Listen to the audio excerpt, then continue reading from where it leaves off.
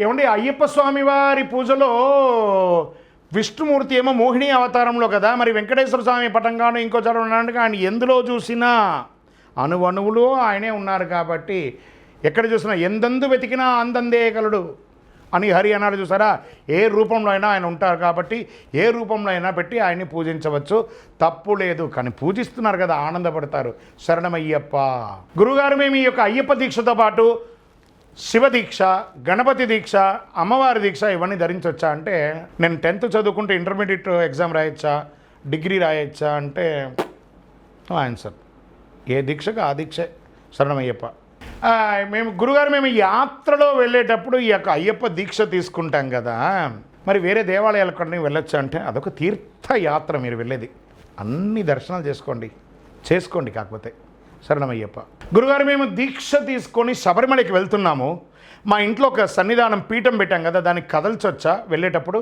కొంతమంది కదులుస్తారు, కొంతమంది వెళ్ళి వచ్చిన తర్వాత కొబ్బరికాయ కొట్టి పూజ చేసి కదుపుతారు, తప్పు లేదు. దానివల్ల దోషం అంటూ ఏమీ లేదు. శరణమయ్యప్ప. ఏమండి, భార్య భర్తలు కలిపి దీక్షలో ఉండగా వ్రతాలు చేసుకోవచ్చా? సత్యనారాయణ వ్రతం కానీ కేదారి వ్రతం కానీ అంటే ఇక్కడ బాగా గుర్తుపెట్టుకోండి. సన్యాస దీక్ష తీసుకోవట్లేదు మీరు, బ్రహ్మచర్య దీక్ష తీసుకుంటున్నారు. కట్టుకున్న భార్య అనుమతి ఇస్తేనే మీరు అయ్యప్ప స్వామి దీక్ష తీసుకుంటున్నారు. అయ్యప్ప పడి పూజ అయినా మీరిద్దరు దంపతులు కూర్చొని పూజ చేయాలి. మీరు పూజ చేసినంత మాత్రం పక్కన కూర్చొని మాత్రం మీ కరెంట్ టైం షాక్ కొట్టదు. మీరే కదా సంకల్పం తీసుకున్నారు దీక్ష తీసుకుంటారని. అన్ని పూజలు చేయాల్సిందే, ఖచ్చితంగా చేయాల్సిందే. శరణమయ్యప్ప.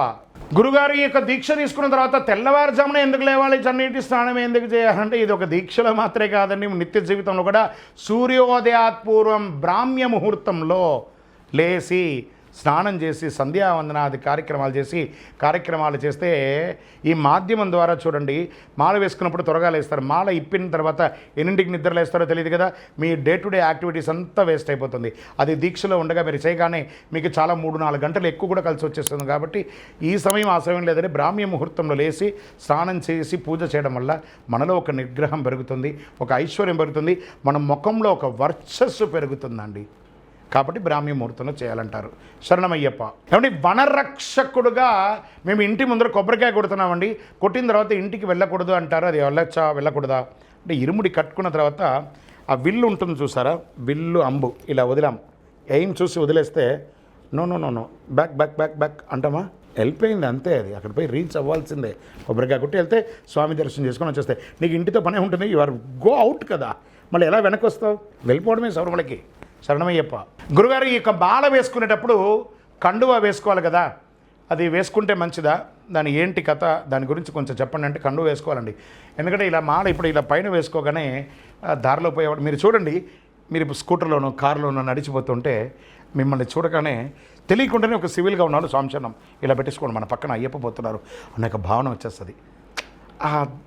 ఆ డ్రెస్కి గౌరవం ఇస్తున్నారంటే ఆ గౌరవం మీకు కూడా వస్తుంది. కాబట్టి మీలో ఉన్న మాలకు కూడా గౌరవం వస్తుంది. కాబట్టి ఆ మాలకు మర్యాదగా మీరు ఉండండి, సమాజం మీకు గౌరవం ఇస్తుంది. ఎలాంటి వస్త్రమైనా ధరించండి, గౌరవంగా ఉండండి. శరణమయ్యప్ప.